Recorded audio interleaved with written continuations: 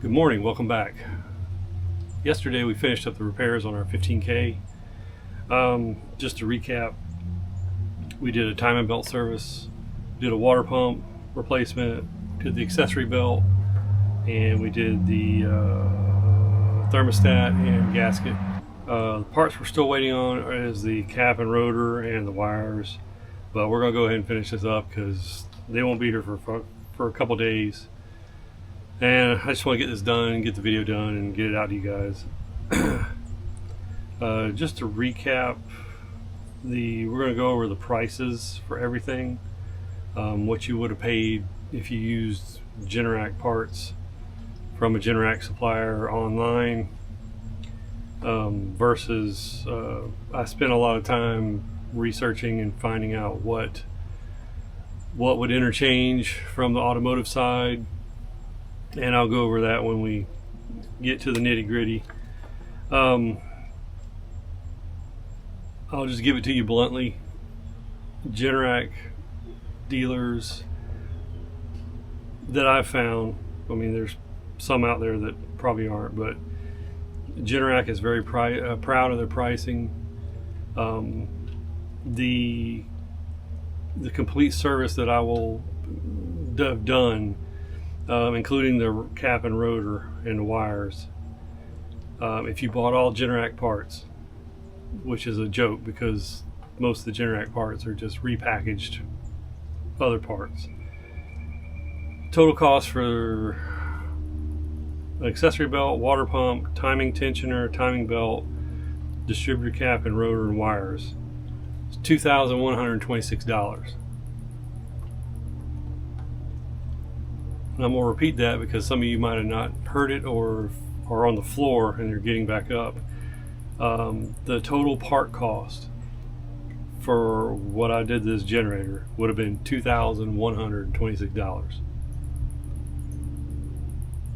That's a lot of money to spend on a 26-year-old unit.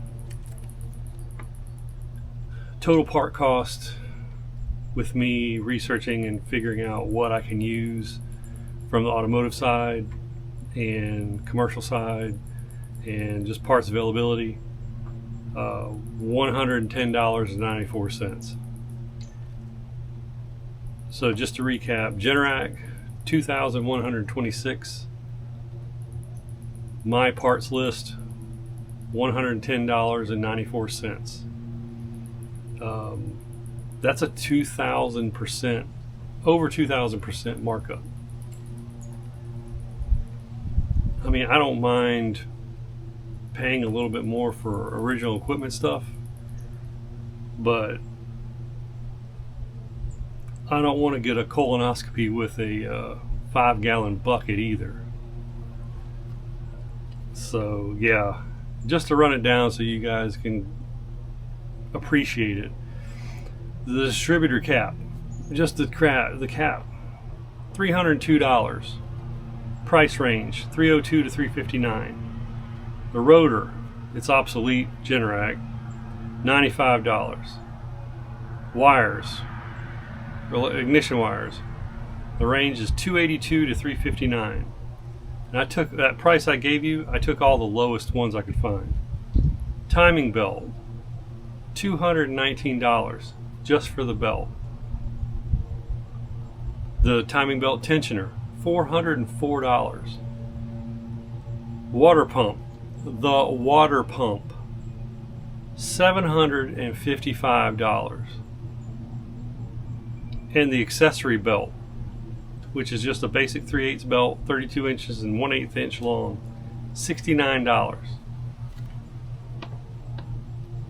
Alright, the distributor cap, if it works, the one I've got coming, which I'm pretty sure it will, it comes off a Nissan Forklift, which uses a Mitsubishi motor, $16.82. The rotor, $3.99. The wires come off of a 1993 Mitsubishi Mirage 1.5, $3.49. Closeout, Rock Auto. I also bought the premium wire set as an upgrade just to see if I liked them better for $6.99, but I didn't include that here. timing belt kit. Now the timing belt kit I've sourced, which works on this engine because it's a 1.5 Mitsubishi, came with the timing belt and the tensioner for a 1998 Mitsubishi Mirage 1.5. I'll put all this stuff on the screen, or it'll be in the description down below. Gates part number TCK289, $39.79. Water pump. Now, water pump, Generac, $755. Water pump, 1998 Mitsubishi Mirage 1.5. This is an AISIN brand new water pump. RockAuto.com, not a sponsor. Part number WPM055. Came with a water pump, gasket, and a new bolt. One bolt. $33.99. And the V-belt for the accessory drive. The water pump belt, alternator belt, crank belt. It's a Gates 6732, 3/8 inch belt, 32 inches long. I negated the 1/8 inch. It adjusts out. $12.86 for a whopping $110.94 in parts. I did buy the upper hose, the lower hose, the radiator cap, the thermostat, and the gasket from a Generac distributor. So the radiator cap cost me $14.79. The lower hose, $37.19. The upper hose is $40.34. Now, out of all this stuff, the upper and lower hose are the two that you're most likely not going to find anywhere because they're molded and they fit this specific model of generator. So you know what? I'm gonna give them a little bit of pass on that one. $40 for an upper hose, $37 for a lower hose. I'm sure it's at least 50% over market value, but whatever. Alright, thermostat gasket. I figured this one out after the fact. Generac part number 48665, $7.11 for a freaking thermostat gasket. Now you might say, it's not too bad, Brian. It's expensive, but it's not bad. Yeah, well, when you take the gasket out of the package, there's a Felpro number stamped into it. Fits every small block and big block Chevy from 95 on back. You can get them for, pennies, $1.20, whatever. So that'll also be on my parts list. Thermostat, it's $195. Do not run a colder thermostat in these. The propane needs the heat. $34.21. Again, I didn't look this one up and I didn't measure it. I should have. I have a sneaking suspicion that it is a standard 350, 454 thermostat. Pretty sure. So before you buy one of these, go to your parts store or order from Rock Auto or whoever a standard 350 cubic inch Chevrolet water thermostat and give it a shot first. $195. Don't go $180. So, yep, so the parts from Generac was $133. So I guess if you add that to the other parts list, that would be $244. So again, the difference is $21.26 versus $244. Insane. Yeah, the install went fine. Obviously I took a little bit longer. It took me several hours to tear it down and put it back together. And I do have a list I'll be posting for anybody interested in it. Sorry for the noise, the pump just cranked up.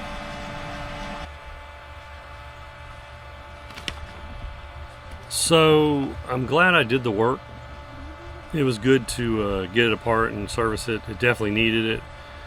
I'm going to be honest and tell you that I'm a little neglect in, running it and doing like a monthly hot run with it and loading it. It just sits here, obviously, like most generators. Nobody cares about them until they need them, and then they care about them. So I'm going to have to do better running it. The cooling system was pretty nasty. I think I had a picture or a video earlier of the thermostat and everything in the housing. If not, I'll pop a picture up here. It was pretty bad. So I had to flush the radiator. I flushed the block out. I put a brand new 50/50 commercial coolant in it. Long life coolant. So we'll see how that goes. All in all, this is a fantastic unit. It's never given us any problems. We had to put a throttle control computer on it earlier this year. Or the module, not a computer, it's just a module. It's the part that handles the load and adjusts the throttle. It went wacky, but I'm not going to fault that as far as the generator goes. I think that was a result of the lightning strike we had here. It was very close. The generator is right here. That tree right there is dead because lightning hit it. It is 100 feet from it. So a lot of things on this side of the house met their demise shortly after that lightning strike. I mean, we had light bulbs that just quit working, all kinds of stuff. But yeah, it's a great unit. It's quiet. It's 15K. We have a huge house with a big air conditioner that's sitting right here. It's a 5-ton. So, it's definitely small for the load we have on it. But we have a soft start on the air conditioner and stuff. So anyway, let's get back to the servicing and everything on the generator. Like I said, I put together a list of parts. Just to reiterate, this is a not a how-to. This is a how I do. So this is for entertainment purposes. If you find it interesting, thank you. If you can, use some information in it, by all means, do it. Use the parts list that I created. I did it to try to help some people because, dang, I mean, I've never been a fan of Generac. I've been a fan of their equipment, the the commercial stuff. Like I said, I think at the beginning I wouldn't give you a plug freaking nickel for the garbage lawnmower stuff that they put out for the home use. The standby generators. Yeah. Anyway, that's for another video. But the commercial units, I wouldn't hesitate to buy another one of these. You can pick these up relatively cheap. This particular engine powers 15Ks, 20Ks, and 25Ks, and you can pick them up relatively cheap. They'll either be taken from like a cell tower that's been decommissioned, or telecom companies, once they prorate everything off their books, a piece of equipment, they generally will rotate it out and put a new one in there. So these units like this one, it had 200 hours on it when I got it, and it was already 15 years old. So you can pick these up relatively cheap. Don't be scared of them. Spend a couple $100, have have a Generac tech look at it and, you know, give you their opinion. Don't get a technician that works on air cooled. They won't have a clue what they're freaking doing with these things.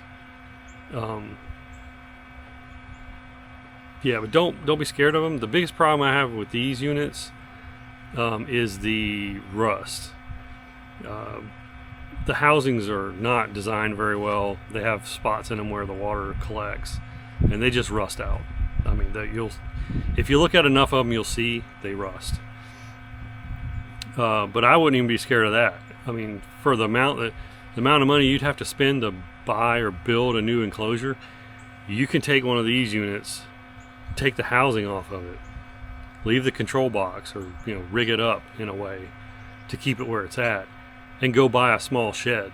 I mean, like a really small shed, and put one of these in it, and put louvers for the air intake and the exhaust and stuff, and have a really good generator. There's not a lot to go wrong with them. It's a 1.5 Mitsubishi engine, and you know, as I showed you, the parts are readily available. Timing belt, like I said earlier in the video, I couldn't find any information on servicing it from Generac. You know, in the service manual it says inspect it, you know, look for cracks, look for this. Is the backing hard? Is it have weird wear patterns on it? They never come out and say, you know, they age out at 5 years, or they age out at 10 years, or you need to replace it after 7. They just never say it. Mine looked to be in really good shape. From my automotive background back in the day when I was a kid, you can't really go by that. I mean, you can have one that looks ratty, cracked, and it'll last another 5-6 years. You can have one that looks perfectly good and it'll snap tomorrow. You can't see inside the belt. So this one was 26 years old. For the money I spent, well worth doing it. I have peace of mind. You know, it shouldn't give me any problems for at least another 20 some years, hopefully. But yeah, I have a few more things to do on this generator that I've been putting off, like the amp gauge. The amp gauge doesn't work. The volts works and the hertz works. So we're gonna have to replace that. I'm not gonna buy a Generac one because I don't want to sell one of my children or anything for it. And the off auto manual switch, this one, it's a little tricky. Sometimes you can turn it off, put it on manual, hit start, it won't work. You gotta flick really hard, something with the contact, so that has to be replaced. As long as you don't fiddle with it, it's good. But all in all, it's a good repair. It didn't take that long. Obviously it took longer because I was filming it. Now that I've done it, I could probably cut the time in half easily. But like the stuff with the hoses and everything, I won't have to do that for a while. But I'm glad I did it. Glad I filmed it. Glad I did the research. Just to give you an idea, this took me weeks of time on and off, digging around, looking for, you know, cross references on parts, you know, going to commercial engine sites and looking up the parts that they put into it, and then cross referencing it over to trying to get it into automotive and finding an application for me to, you know, purchase the stuff. So, you know, I was 99% sure I had everything right as far as the timing and the tensioner and all that stuff, but you never know till you get it. And I'm glad it worked out. Hopefully this helps somebody else. And like I said, I'll have all this listed in the description below. So, you know, if you want to distribute it to forums or whatever, be my guest. Just, you know, this is for my specific generator. If it's a 1.5 liter Mitsubishi, it'll probably work on most of them. I think they only made them, well, they only use them in these generators, I think, from 94 2005 to 2002, I think. I'm not sure. But that's it for today. I've got things to do. I appreciate you watching. Thanks for sticking out with me. If you have any questions or comments, dump them below and I'll try to get back to you on it. If you have questions about what my generator is doing this and doing that, I'm not going to be able to help you, so don't put that down there, please. But hopefully this helps somebody. Hopefully this helps you save some money. That's the point of it. I guess you can just call us cheap, but I don't like spending 2,000% higher than I need to just to fund the Generac machine. So with all that, thanks again for watching. I'll see you in the next one.